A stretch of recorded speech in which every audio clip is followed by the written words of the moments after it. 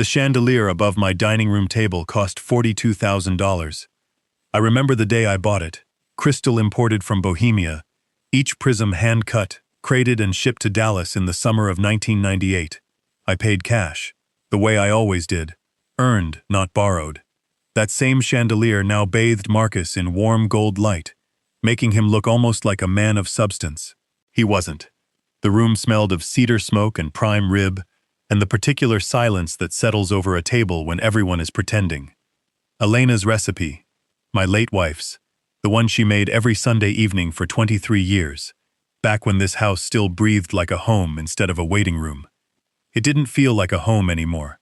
I lifted my fork, my right hand, the same hand that had signed government contracts, guided structural blueprints, gripped the hands of senators and steel executives for 4 decades, trembled, barely. A quiet fault line in the muscle, a minor rebellion of tissue that had absolutely no bearing on what lived behind my eyes. The sterling silver tines tapped against the porcelain plate. Clink, small sound, private sound, one note in a quiet room. Derek heard it. My son, my blood, 41 years old, seated in a chair I'd purchased, at a table I'd built, inside a house that still had my name on the deed. He was wearing the Patek Philippe I'd given him the day he graduated. He looked up from his wine glass and regarded me the way you regard a machine that started making an unpleasant noise. You eat but don't help around here anymore, Dad. His voice was flat, conversational, like noting the weather. You're just a burden. I set my fork down. Across the table, Marcus leaned toward Derek's ear, my son-in-law, my eldest daughter's husband, the architect of quiet schemes, and breathed a whisper he assumed was private. Scrap metal. Next Friday. He forgot something fundamental. I built this room. I know every one of its echoes. I did not raise my voice. I did not let moisture reach my eyes. I gave them nothing. Not one readable flicker. Instead, I looked at Sophie. Across the mahogany, my youngest sat with her hands folded and her wine untouched, watching me with dark, perfectly steady eyes. She gave the smallest nod, nearly invisible, like the last tumbler falling inside a vault. Neither Marcus nor Derek saw it. They were already too busy dividing what they believed they'd won. They had no idea the recording had been running for 40 minutes. If you love watching arrogance get exactly what it deserves, drop your city in the comments right now. Hit that like button and subscribe. Because what Raymond Cole does next has absolutely no mercy in it. Let me tell you what steel actually smells like. Not the romanticized version. Not the polished, museum exhibit idea of an American industry. The real thing. The working truth of it. It smells like ozone scorched at the moment of an arc weld. Like mineral heat, copper hot and ancient. Like iron particulate, settling on the back of your throat and living there for hours after you've left the floor. Like sweat dried into canvas gloves, then re-wetted, then dried again over the course of a 12-hour shift. Like machine oil, and ambition, and something else underneath it all. Something you can only name after you've been around it long enough, which is sacrifice. The smell of a man burning his hours into something that will outlast him. That smell built me. In 1982, I broke ground on a half-acre lot outside Dallas with $22,000, a single fabrication press, and a name I'd chosen deliberately, Cole Steel. Simple, direct, no ornamentation, the kind of name that meant what it said. I was 28 years old. I had calloused palms and a structural engineering degree from the University of Texas, and an absolute refusal to remain someone else's employee. My father had worked 40 years in a railroad yard, and died with a pension that didn't cover his funeral. I had watched that. I had cataloged it. And I had made myself a single, ironclad promise. What I built would be mine. What I built would last. By 1995, we had 400 employees and 3 government contracts for infrastructure fabrication in Texas and Oklahoma. By 2005, we held 2 proprietary manufacturing patents and had supplied steel components to a water treatment facility in San Antonio that would still be functioning long after everyone in that boardroom was dust. By the time I handed daily operations to a management team and stepped into a chairman role, Cole Steel had crossed $40 million in annual revenue. 40 years, 40 million. One man's refusal to be small. That is the ledger I carried into my 68th year. The tremor started 13 months ago. Not dramatic. No collapse, no sudden fog. Simply, one morning, my right hand vibrated slightly while I was lifting my coffee cup. A faint oscillation, like a compass needle, struggling to find true north. My neurologist confirmed within 2 weeks.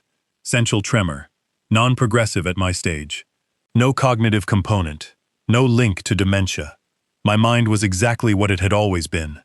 Precise, architectural, multiple moves ahead of the room. My hand occasionally disagreed with what my brain instructed. That was the whole of it. I adapted. I gripped differently. I braced my wrist. On the days it was noticeable, I let it be noticeable, because I had never in my life derived any particular dignity from pretending I was something other than what I was. I was 68 years old with a tremor. I was also still the only person in any room who had built something that would outlast the room itself. That distinction mattered to me. It did not matter to Marcus. My son-in-law arrived in the family the way a certain type of man always arrives, through the side door, wearing the right clothes at the right moment, saying precisely enough and never too much. He married my eldest daughter Renata 11 years ago in a ceremony at a country club he couldn't afford, in a suit I indirectly paid for, with a toast that mentioned my company's success 4 separate times while somehow never mentioning my name. I noticed. I always notice. Marcus Hale had the vocabulary of a deal-maker and the patience of a predator. He'd spent a decade cycling through mid-level finance and consultancy roles, building a thin, well-photographed reputation in Dallas business circles, the type of reputation that photographs well and doesn't survive scrutiny. He smiled with his whole face in the effortless way of men who have practiced the smile in a mirror. He called me Raymond instead of Sir from the first week, not out of familiarity, but to establish a lateral footing he had not earned. He wanted coal steel. He had wanted it, I now understood, from the very first handshake. Derek was a different kind of problem. My son. My failure. Not in the raising, but in the overprotecting. I gave Derek too much cushion, and not enough friction. He graduated from SMU on my tuition, worked briefly at Coal Steel, in a role I'd fashioned for him, and discovered within 18 months that he preferred having money to earning it. He drove the Porsche Cayenne I'd co-signed. He lived in the 5-bedroom glass and limestone house in Highland Park, the one where I had quietly, carefully, never transferred the deed from my name. 4,000 square feet of Italian marble and private pool. $3.5 million of real estate that Derek referred to as my house, with the casual certainty of a man who had never once read a property document. He was 41 years old, and the hardest thing he'd ever built was a Spotify playlist. I loved my son the way you love something you are ashamed of having damaged, consistently and painfully, and from a careful distance. It was a Thursday afternoon in March when I found the folder. I had walked into Marcus's home office to retrieve a company expense report I'd requested 3 days prior. He was meeting Renata for lunch. The office was empty. The folder was not hidden.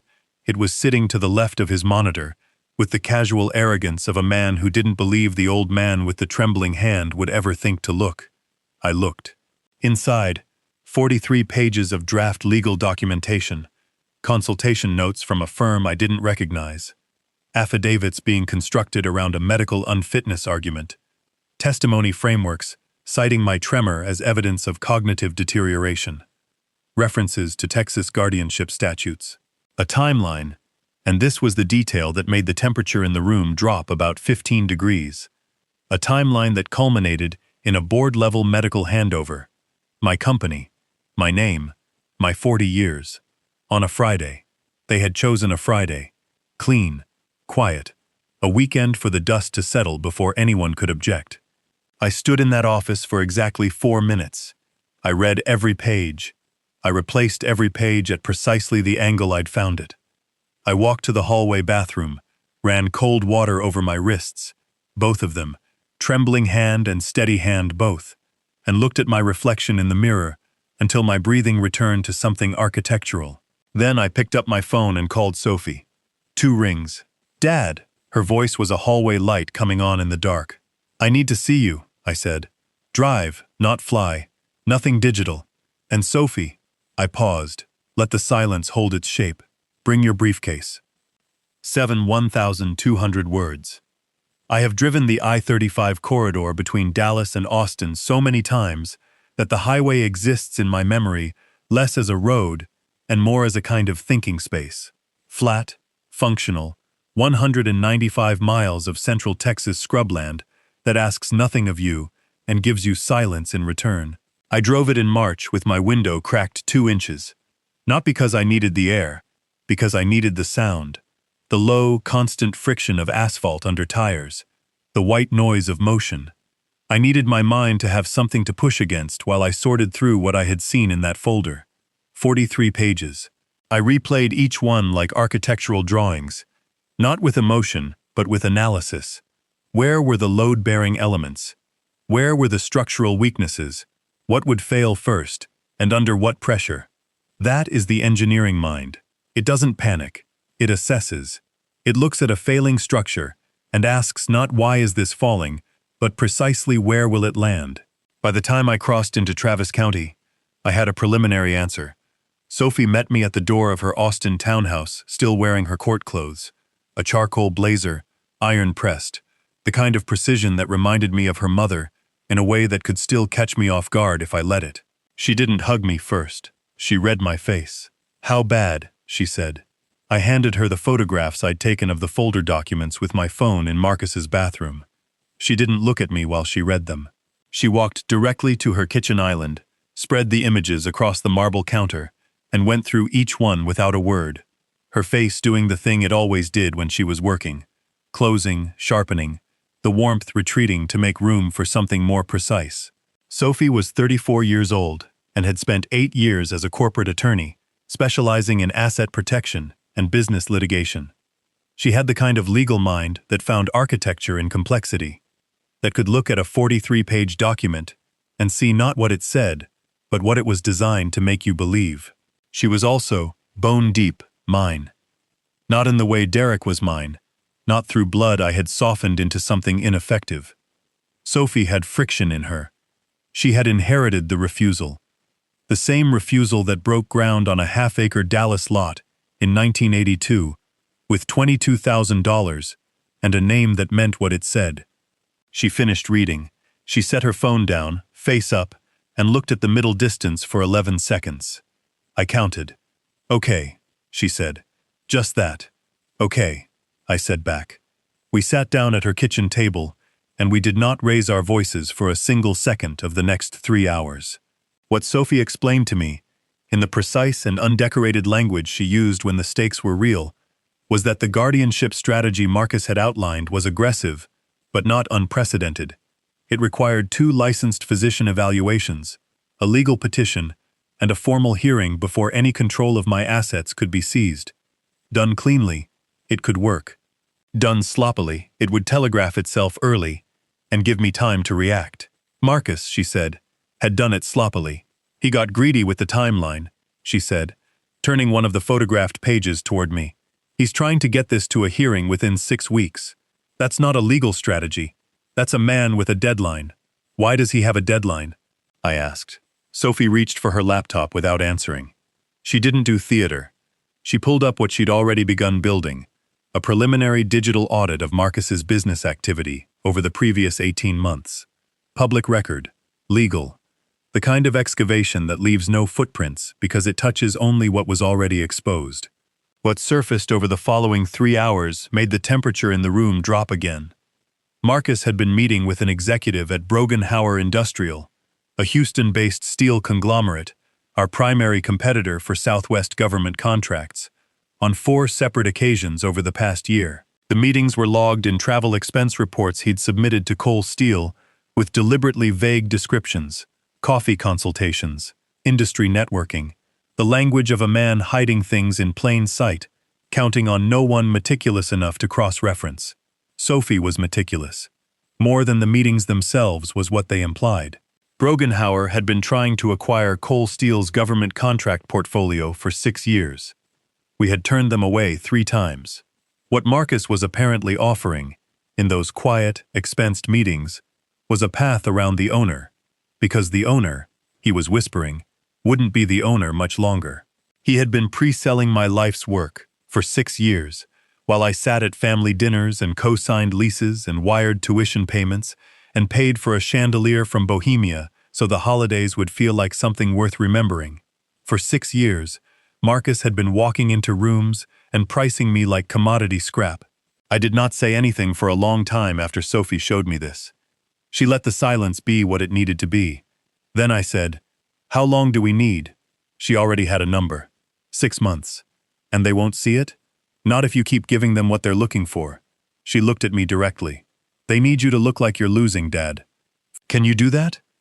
I thought about my reflection in Marcus's bathroom mirror, my breathing finding its architecture, the cold water on my wrists. I've been building things other people underestimated for 40 years, I said. I think I can manage. The corner of her mouth moved, almost a smile. Not quite. We got to work. The dinner party was her idea. They need a moment of victory, Sophie said, during one of our calls in early April. Always on burner phones, she mailed me monthly in padded envelopes with no return address. Something they can point to afterward, as the moment you started to break. Give them the dinner. So I gave them the dinner. Elena's prime rib, the Bohemian chandelier, the good porcelain. I invited Marcus and Derek and Renata, and I sat at the head of the table I'd built. And I lifted my fork, and I let my hand do what it sometimes did. Tremble, clink against the plate, make that small, private sound. I let Derek see it. What I have not yet told you, what Marcus and Derek could not have known, is that Sophie arrived at that dinner 40 minutes before anyone else did. She sat across from me with her wine untouched and her phone face down beside her bread plate, voice memo application running, Texas two-party consent law, already researched and confirmed. When Marcus leaned toward my son's ear and delivered his assessment of me, scrap metal, next Friday, Sophie's phone was 11 feet away, its microphone sensitive enough to catch a whisper in a quiet room. She never changed her expression. She sipped water. She rearranged her napkin. And when I looked at her across that mahogany table, and she gave me the smallest possible nod, what she was telling me, in our private architecture, in the language of two people who had been quietly building something for 6 months while everyone else was busy counting their inheritance, was that she had it. She had all of it. Now we just had to let them think they'd won. I have driven the I-35 corridor between Dallas and Austin so many times that the highway exists in my memory less as a road and more as a kind of thinking space. Flat, functional, 195 miles of central Texas scrubland that asks nothing of you and gives you silence in return. I drove it in March with my window cracked 2 inches, not because I needed the air, because I needed the sound, the low, constant friction of asphalt under tires, the white noise of motion. I needed my mind to have something to push against while I sorted through what I had seen in that folder. 43 pages. I replayed each one like architectural drawings, not with emotion, but with analysis. Where were the load-bearing elements? Where were the structural weaknesses? What would fail first, and under what pressure? That is the engineering mind. It doesn't panic. It assesses. It looks at a failing structure and asks not why is this falling, but precisely where will it land. By the time I crossed into Travis County, I had a preliminary answer. Sophie met me at the door of her Austin townhouse, still wearing her court clothes. A charcoal blazer, iron-pressed, the kind of precision that reminded me of her mother, in a way that could still catch me off guard if I let it. She didn't hug me first. She read my face. "How bad?" she said. I handed her the photographs I'd taken of the folder documents with my phone in Marcus's bathroom. She didn't look at me while she read them. She walked directly to her kitchen island, spread the images across the marble counter, and went through each one without a word, her face doing the thing it always did when she was working, closing, sharpening, the warmth retreating to make room for something more precise. Sophie was 34 years old and had spent 8 years as a corporate attorney specializing in asset protection and business litigation. She had the kind of legal mind that found architecture in complexity, that could look at a 43-page document and see not what it said, but what it was designed to make you believe. She was also, bone deep, mine. Not in the way Derek was mine, not through blood I had softened into something ineffective, Sophie had friction in her. She had inherited the refusal. The same refusal that broke ground on a half-acre Dallas lot in 1982 with $22,000 and a name that meant what it said. She finished reading. She set her phone down, face up, and looked at the middle distance for 11 seconds. I counted. "Okay," she said. "Just that." "Okay," I said back. We sat down at her kitchen table, and we did not raise our voices for a single second of the next 3 hours. What Sophie explained to me, in the precise and undecorated language she used when the stakes were real, was that the guardianship strategy Marcus had outlined was aggressive but not unprecedented. It required 2 licensed physician evaluations, a legal petition, and a formal hearing before any control of my assets could be seized. Done cleanly, it could work. Done sloppily, it would telegraph itself early and give me time to react. Marcus, she said, had done it sloppily. He got greedy with the timeline, she said, turning one of the photographed pages toward me. He's trying to get this to a hearing within 6 weeks. That's not a legal strategy. That's a man with a deadline. Why does he have a deadline? I asked. Sophie reached for her laptop without answering. She didn't do theater. She pulled up what she'd already begun building, a preliminary digital audit of Marcus's business activity over the previous 18 months. Public record. Legal. The kind of excavation that leaves no footprints because it touches only what was already exposed. What surfaced over the following 3 hours made the temperature in the room drop again. Marcus had been meeting with an executive at Brogenhauer Industrial, a Houston-based steel conglomerate, our primary competitor for Southwest government contracts, on 4 separate occasions over the past year. The meetings were logged in travel expense reports he'd submitted to Cole Steel, with deliberately vague descriptions, coffee consultations, industry networking, the language of a man hiding things in plain sight, counting on no one meticulous enough to cross-reference. Sophie was meticulous. More than the meetings themselves was what they implied. Brogenhauer had been trying to acquire Cole Steel's government contract portfolio for 6 years. We had turned them away 3 times. What Marcus was apparently offering, in those quiet, expensed meetings, was a path around the owner, because the owner, he was whispering, wouldn't be the owner much longer. He had been pre-selling my life's work for 6 years, while I sat at family dinners and co-signed leases and wired tuition payments and paid for a chandelier from Bohemia so the holidays would feel like something worth remembering. For 6 years, Marcus had been walking into rooms and pricing me like commodity scrap. I did not say anything for a long time after Sophie showed me this. She let the silence be what it needed to be. Then I said, "How long do we need?" She already had a number. 6 months. "And they won't see it? Not if you keep giving them what they're looking for." She looked at me directly. "They need you to look like you're losing, Dad. Can you do that?" I thought about my reflection in Marcus's bathroom mirror, my breathing finding its architecture, the cold water on my wrists. "I've been building things other people underestimated for 40 years, I said. "I think I can manage." The corner of her mouth moved. Almost a smile. Not quite. We got to work. The dinner party was her idea. "They need a moment of victory," Sophie said, during one of our calls in early April. Always on burner phones, she mailed me monthly in padded envelopes with no return address. "Something they can point to afterward, as the moment you started to break. Give them the dinner." So I gave them the dinner.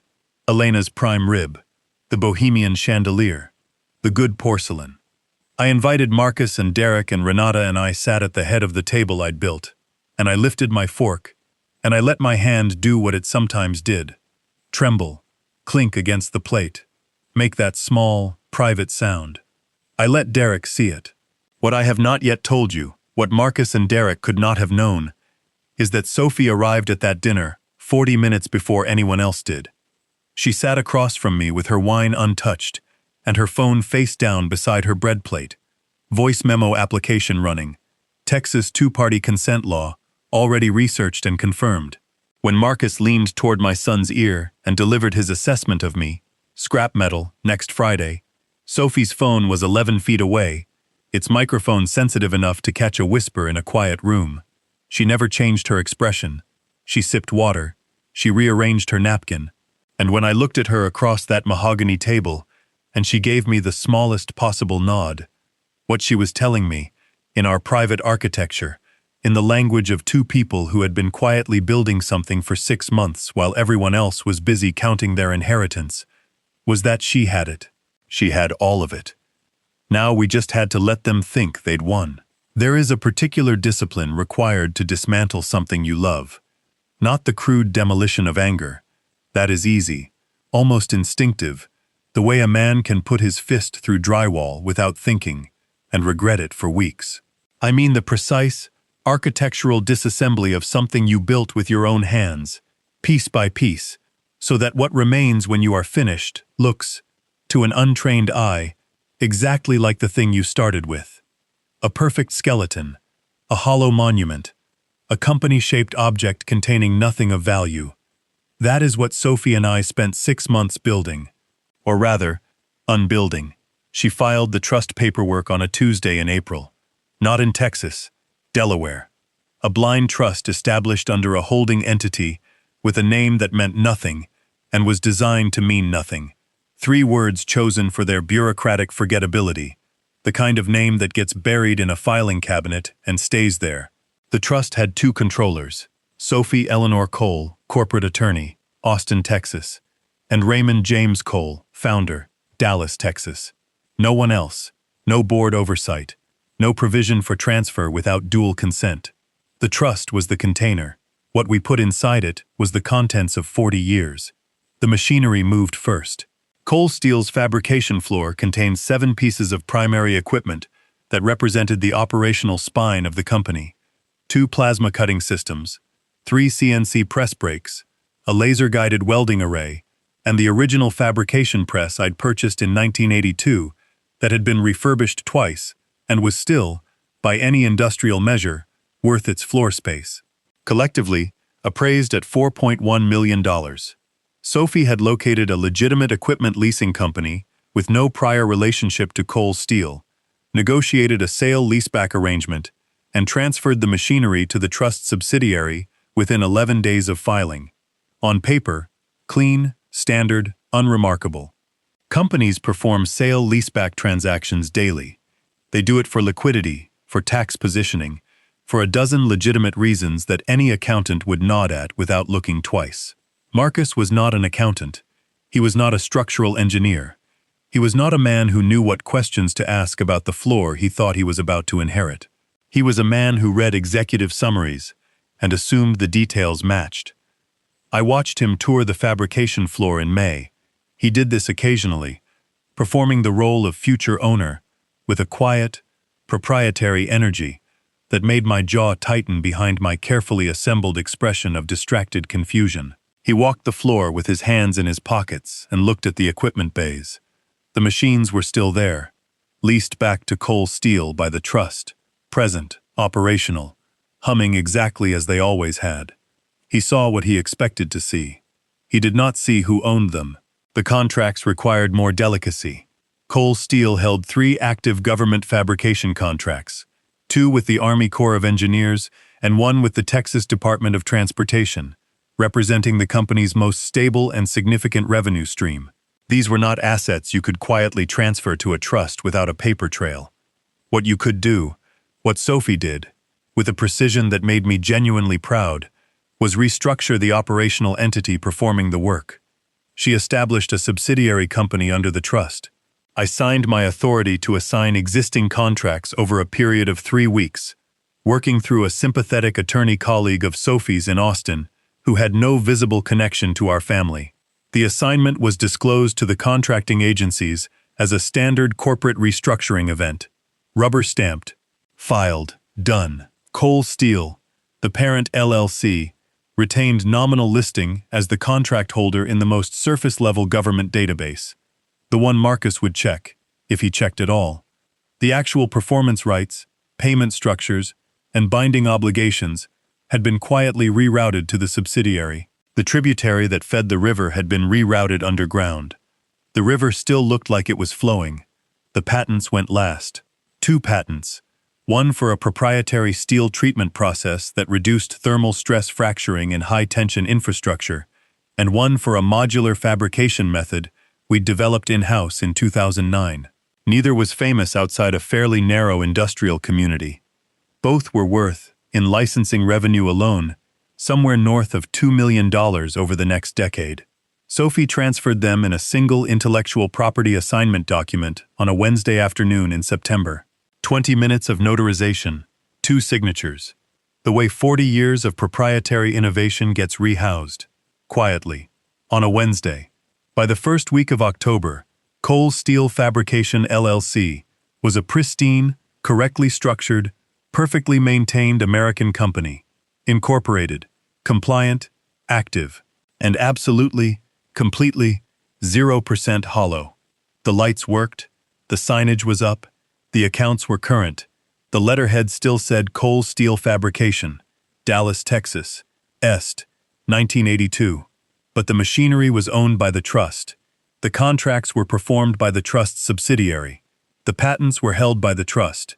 What Marcus and Derek were going to inherit, when they finally maneuvered their guardianship paperwork and celebrated their elegant theft over expensive scotch, was a shell the color of a company, the shape of a company, the name of a company, containing, to the dollar, nothing.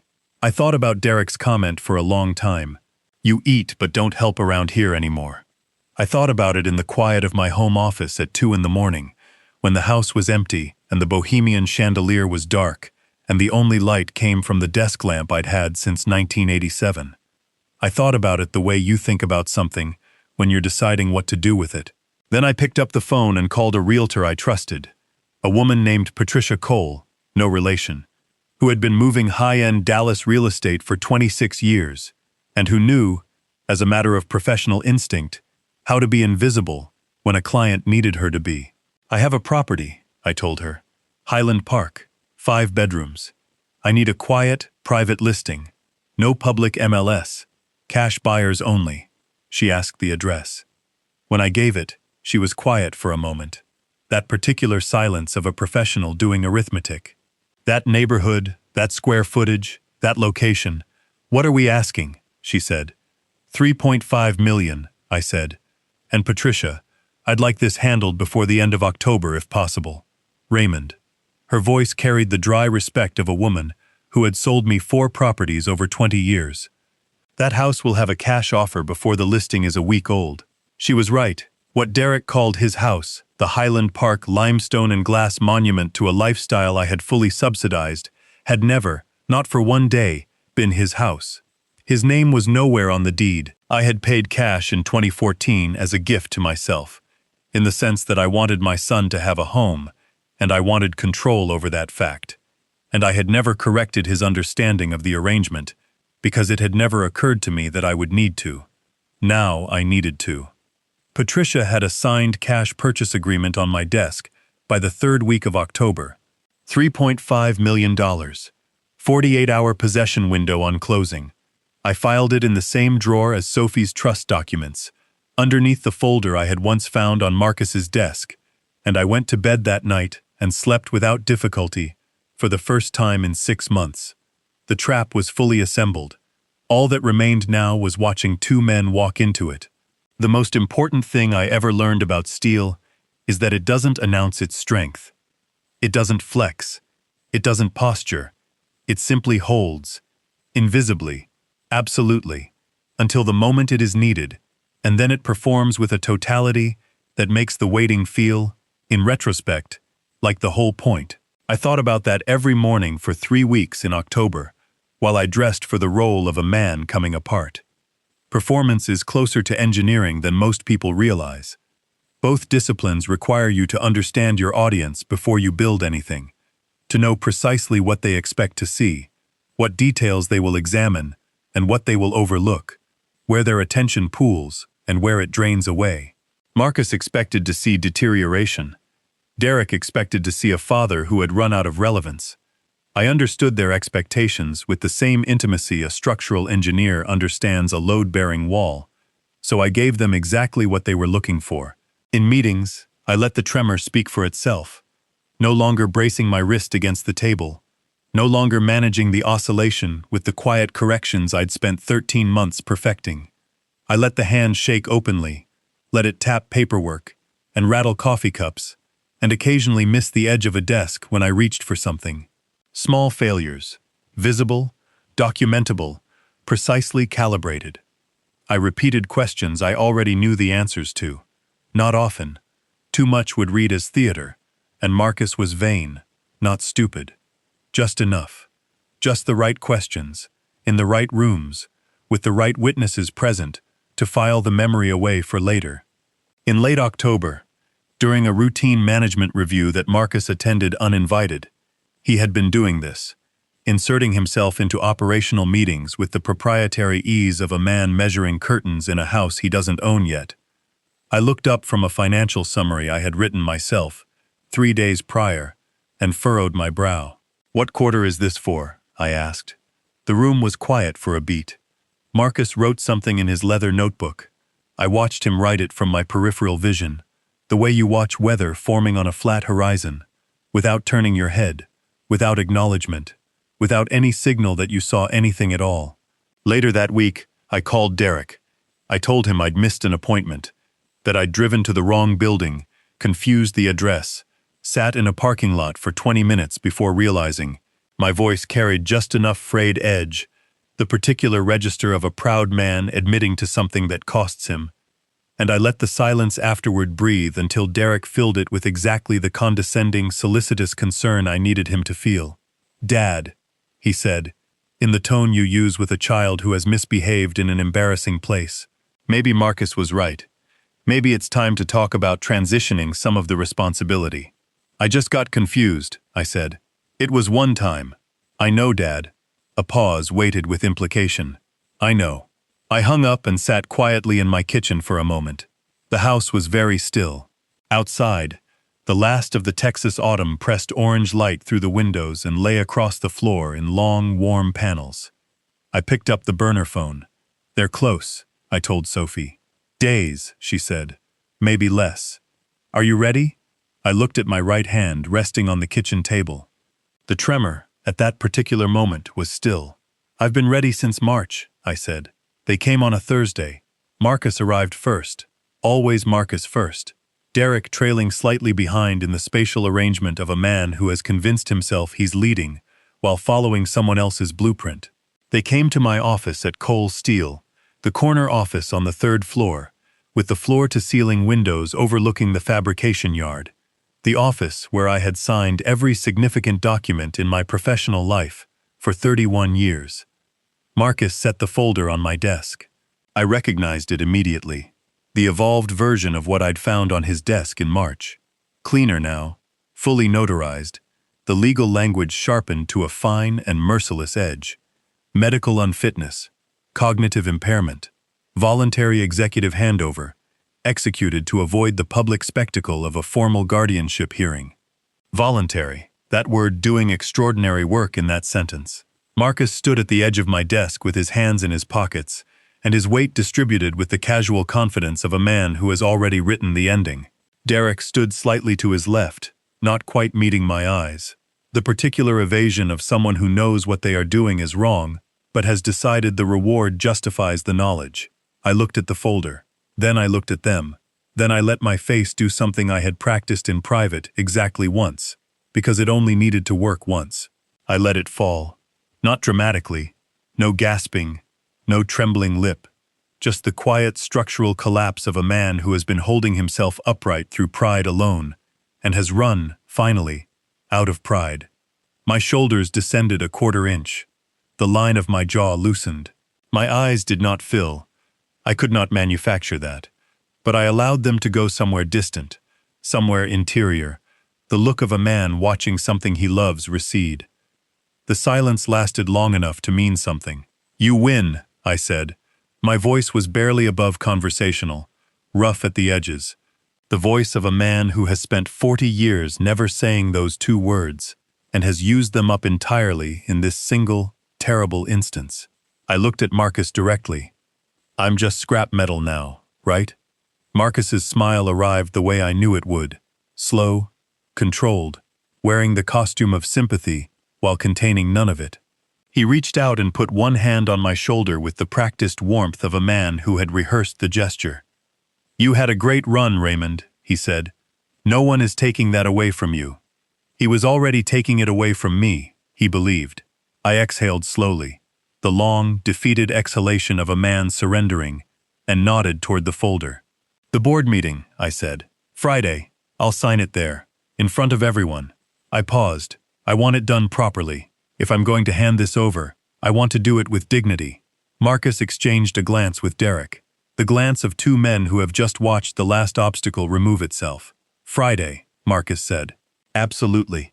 They left my office at 4:17 in the afternoon, and I listened to their footsteps recede down the hallway until the building swallowed the sound completely. Then I picked up my phone. One text to Sophie. 4 words. "Friday." They took it. Her reply came in under 30 seconds. "See you at the table." Friday arrived the way reckonings always do. Quietly, without ceremony. Just another morning assembling itself outside the windows. The particular flat gray light of a Dallas November. The kind of sky that commits to nothing, that holds itself at a careful remove from whatever is happening beneath it. I was at Coal Steel by 7:15. I made coffee in the third-floor kitchen the way I had made it 10,000 times before. The same machine, the same Colombian medium roast, the same white ceramic mug I'd been using since 2003, with a hairline crack along the handle that I had never gotten around to replacing because I preferred the things I used to show their history. I drank it standing at the window, looking down at the fabrication yard. The floor was quiet this early. A single maintenance technician moved between the equipment bays in the amber wash of the overhead lights, and the plasma cutters sat dormant and enormous in their housings, and the smell of ozone and machine oil rose even to the third floor through the ventilation in the particular way it always had. Permanent, mineral, the smell of the thing I had spent my life building. I finished my coffee. I straightened my tie. I walked to the boardroom. They were already there. Marcus at the head of the table. My table. In my boardroom. In the building whose foundation I had personally reviewed with a structural engineer in 1991 before signing the construction contract. With his jacket pressed and his cufflinks catching the light and the particular spatial confidence of a man who has already redecorated the room in his mind. Derek to his left. A bottle of Veuve Clicquot sitting in an ice bucket at the credenza behind them. Actual champagne. At 8 in the morning. The audacity of men who believe the outcome is already written has always been, to me, its own form of information. 3 members of the management team sat along the table's side. Men who had worked at Coal Steel for a combined 60 years, who had built careers inside what I had built, and who now watched me enter with expressions I recognized as the carefully neutral faces of people who had been told a version of events and were waiting to understand which version was true. I looked at each of them once. Then I pulled out my chair, the chair at the opposite head of the table, the one Marcus had conspicuously not taken, a miscalculation, and I sat down. The handover documents were already centered on the table in front of the empty chair beside Marcus. 31 pages. Heavy paper stock. The kind of weight a document acquires when the people who produced it want it to feel inevitable. Marcus slid them toward me with 2 fingers. No preamble. No ceremony. The gesture of a man who has been waiting 6 months for this 11 seconds and wants to arrive at the other side of it. I looked at the documents. I picked up the pen they had placed beside them.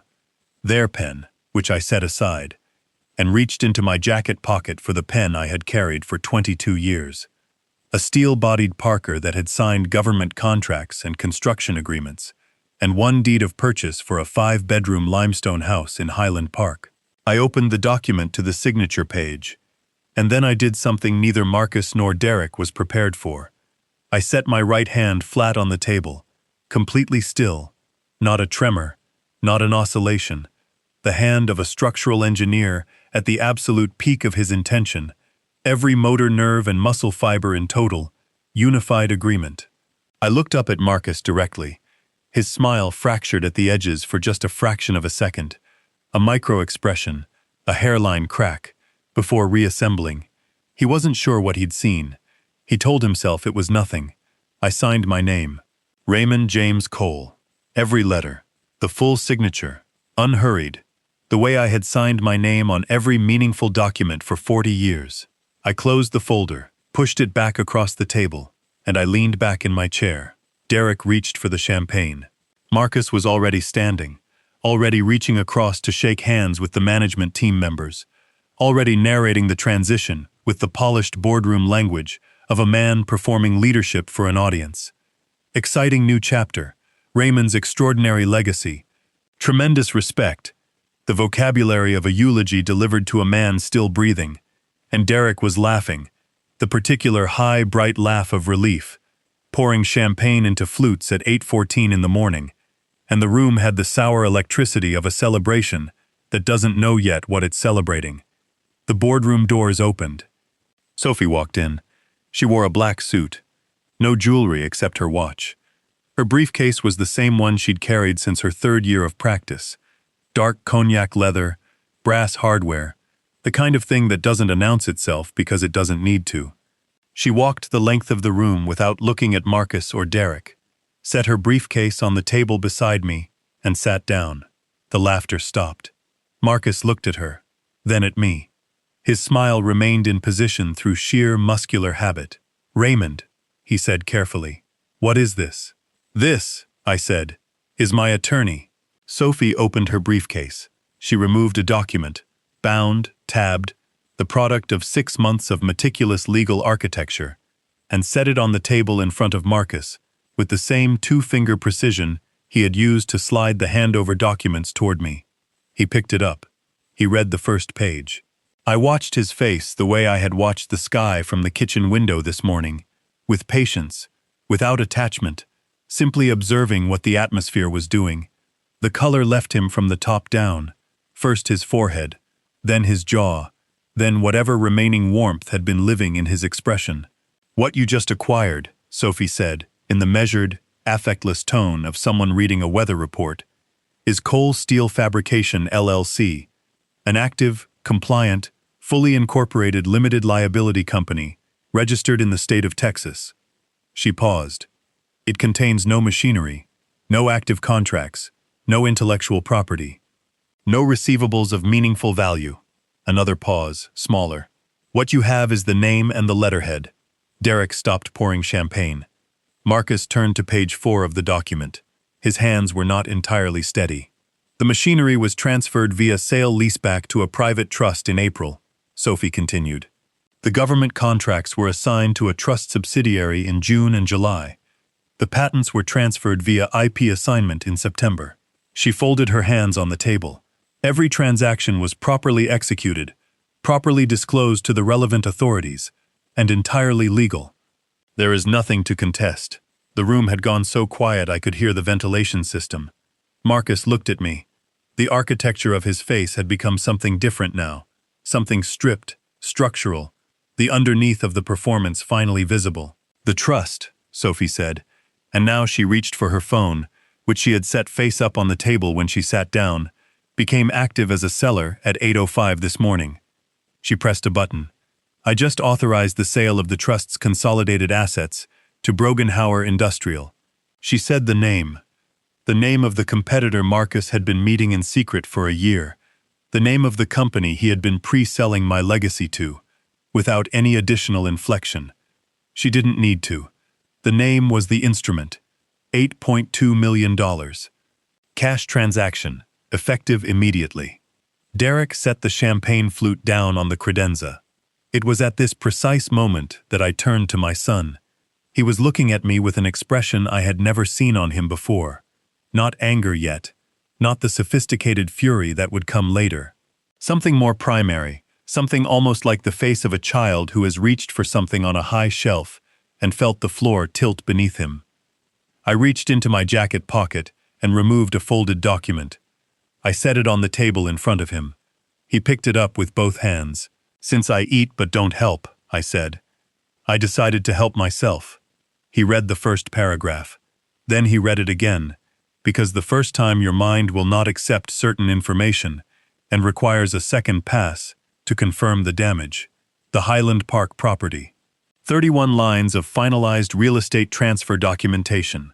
Signed, notarized, and recorded with the Dallas County Clerk 3 days ago. Cash sale. $3.5 million, received in full, by Raymond James Cole, Sole owner of record. New owners. Possession window, 48 hours. Derek's mouth opened. No sound arrived. Then Marcus turned on him. The turn of a man who needs somewhere to direct what is happening to him, who cannot direct it at me, cannot direct it at Sophie, and so pivots to the nearest available target with the feral speed of cornered calculation. His voice came out wrong, stripped of its register, something raw and structural underneath. You told me the house was clean. You told me he'd transferred it. I never said that. Derek's voice cracked. You assumed. You were supposed to check. You're the one who... The management team had risen from their seats. One of them was already at the door. The ice bucket sat on the credenza with the champagne still in it, untouched. The condensation running slow lines down the silver exterior, indifferent to the particular quality of ruin now filling the room. I picked up my pen. I put it back in my jacket pocket. I stood. Sophie stood beside me, briefcase closed, the case already made, already settled, already filed in every jurisdiction that mattered. I looked at Marcus once more, not with anger, not with satisfaction, not with any of the charged and heavy emotions the moment might have invited. I looked at him the way you look at a structural calculation you completed correctly the first time, with simple, professional confirmation. He had nothing to say. I walked to the boardroom doors and Sophie walked beside me, and we went through them together, and behind us, growing smaller with each step down that corridor, the sound of two men in a room, discovering simultaneously and catastrophically that the ground they had been standing on was never ground at all. I did not look back. There was nothing behind me worth the turn. 6 months later, I woke to the sound of wind moving through mesquite trees. Not an alarm, not a phone, not the particular silence of a house in Dallas that has forgotten how to be a home. Just wind through mesquite on a May morning at my ranch outside Fredericksburg, where the hill country opens up into something wide and uncomplicated, and the sky at dawn runs amber and rose all the way to the horizon without a single building interrupting it. I lay still for a moment and simply listened. Marcus and Derek did what ruined men do. They lawyered up immediately, found a firm willing to take a contingency on a case with no viable claim, burned through the retainer in 11 weeks, and parted ways with the firm by February. They filed 2 separate motions to contest the trust transfers, and were denied both, because Sophie had not left a single procedural door unlocked in 6 months of meticulous work. Last I heard, through sources I did not seek out but did not refuse, Marcus was consulting on a freelance basis for a mid-size logistics company in Fort Worth, the kind of role where you wear the good suit to meetings with people who have already decided you're temporary. Renata had moved back to Dallas, staying with her college roommate. The marriage was a structure that had never been load-bearing. It simply took the removal of my money to reveal that. Derek was renting a 2-bedroom apartment in Garland. I knew this the way you know things you weren't looking for. I thought about my son sometimes in the long, quiet evenings on the ranch, not with anger, which had never been the dominant note, but with something older and more complicated. Grief, maybe. The grief of a man who gave a child everything except the one thing that would have actually served him, the experience of building something himself. I did not reach out. Some lessons have to be carried alone. Sophie took the Cole name forward. Under the trust's restructured holding entity, she built something new from the Brogan-Hauer proceeds. Leaner, sharper, a steel-adjacent materials consultancy with government contract expertise, and 2 of our original patent licenses renegotiated at significantly improved terms. She called it Cole Structural, clean, direct, no ornamentation, the kind of name that means what it says. I am listed as founder emeritus. It suits me. This morning I walked out to the fence line where the property meets the open range, coffee in hand, and stood in the early light watching nothing in particular. I looked at my hands. The right one trembled slightly. That quiet, familiar oscillation, the compass needle finding its uncertain north. It has not worsened. It will not define me. It is simply one true thing about a body that has been put to legitimate use for 68 years, and I have made my peace with it, the way you make peace with any honest material. By understanding its properties completely, and working with them rather than against them. These hands signed 40 years of contracts. They gripped the handshake of senators. They raised 2 children, buried a wife, broke ground on a half-acre lot in Dallas with $22,000 and an absolute refusal to be small. They built the trap that 2 men walked into with champagne and arrogance and not one molecule of suspicion. They still work. They have always still worked. Marcus called me scrap metal. Derek called me a burden. They looked at a tremor and made the oldest, most expensive mistake available to any person in any room. They confused the surface of a thing with its substance. Steel does not announce its strength. It does not beg for your belief. It does not justify itself to men who have never built anything. It simply holds. And when the time comes, when the load arrives, when the structure is tested, when everything depends on what is actually there beneath the surface, it performs. They thought I was scrap metal, but they forgot one thing about steel. It doesn't break. It just gets reforged.